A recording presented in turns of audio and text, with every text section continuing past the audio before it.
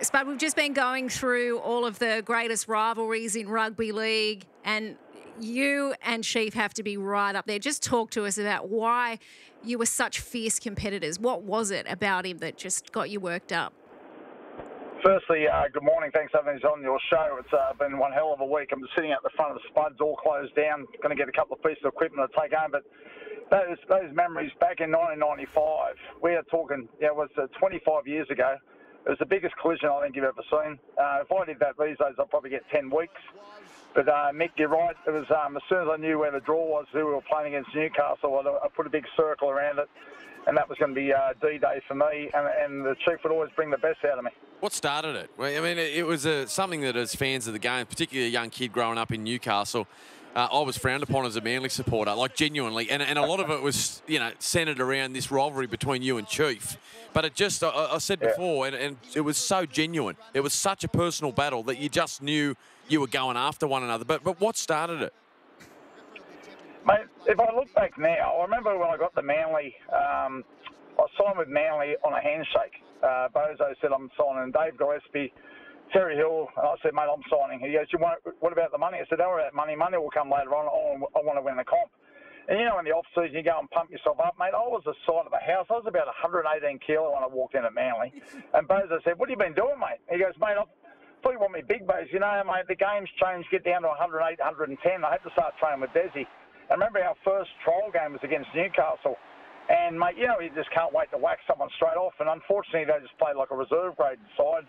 And I was just like pinning straight to the right shoulder. I dropped this bloke so hard.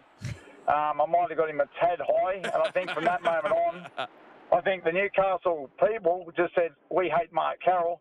And it just escalated, mate. Tony Butterfield, I played with him at Penrith. He wanted to kill me.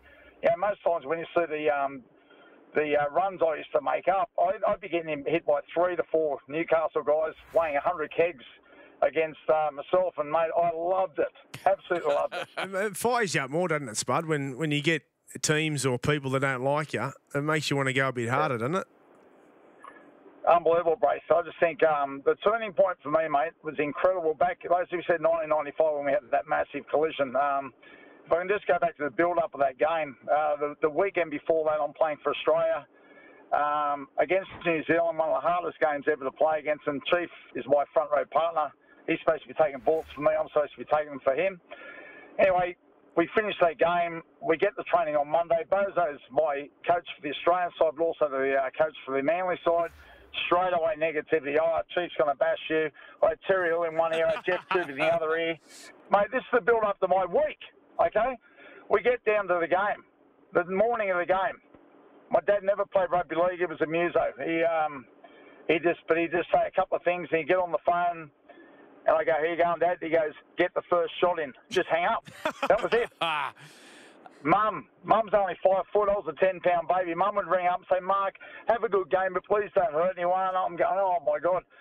But the build-up of that game was this. I don't know if you guys would have played at the old stadium, not now, but the old stadium, they used to pay someone to go and water inside the sheds, and there would be Stadium, water about, mate. Neville Allen, the old 100%, 100%. And with my big feet, I used to get my size 15 feet strapped, and I'd be walking there. This was the build-up of the game. I remember sitting there, and every game I was a bit of a superstitious nut, and I'd have to sit in a certain position every time I'd play a certain game. And I sat here, and I could feel some sort of perspiration. There was dust coming from the stomping upstairs. And next time I look at my arm, I've got like perspiration. There was some young kid in the side window doing the old little sprogs on me. Right, this is before the game. Yeah. We then, I said, if I look back now, I remember the first carry of Mr. Chief that did like a face ball. I didn't care about the face ball, I just took him out. He then, he did the old dog act. He pulled the jersey over my head and uppercut me and opened up a cut. I already had 18 stitches. And I remember Bozo, I went in there, and back then, Mick, with the old, for quickness, instead of stitching, I used to get the machine gun out, the old stud gun, across the head. Stapler. But there was no sorry from the doctor. I used to love that. Hey, just take us through that, Spud. I mean, you get on the bus at Manly Leagues Club there in Brookvale, and you head up the F3, and you know that you're going to Marathon Stadium on a Friday night to take him on. That's a long time to think, mate. You got some squirrels in the melon there, and you're starting to think about the battle the next night. Run us through Run us through how you handled that, mate. Yeah, I was one of these guys. My philosophy is if you're not nervous, you're not ready. Yeah. I knew it was going to be. I had to visualise what was going to happen. And a couple of times, he got me a couple of good shots throughout my career. Dead set. I remember coming out line and putting my head in the wrong way, as you usually do when you want to really smash someone. And I remember one time trying to get off the ground and just kept hitting the ground. It felt like my head weighed 30 kilos. But in my back of my head, I'm thinking, you must get up, otherwise my dad's going to jump the fence and kick me up the arse. That was what he said. My dad always said, never show your hurt, always get up. And I don't know how I used to get up, mate. A bit of smelling salts, and then we'd go again. Wow. But just the whole build-up, mate. I'd visualise nearly every time I'd play against the Chief, and he always brought the best out of me. And the crazy thing about it, men and women, is that we're mates. So I often ring the Chief up. We contact each other to see how we're going. Nice. Because dead set, we made a legacy, dude. I'll tell you, if you hit someone that hard these days, you're off. But back then, it brought smiles to everyone's face. And, man, they were good times.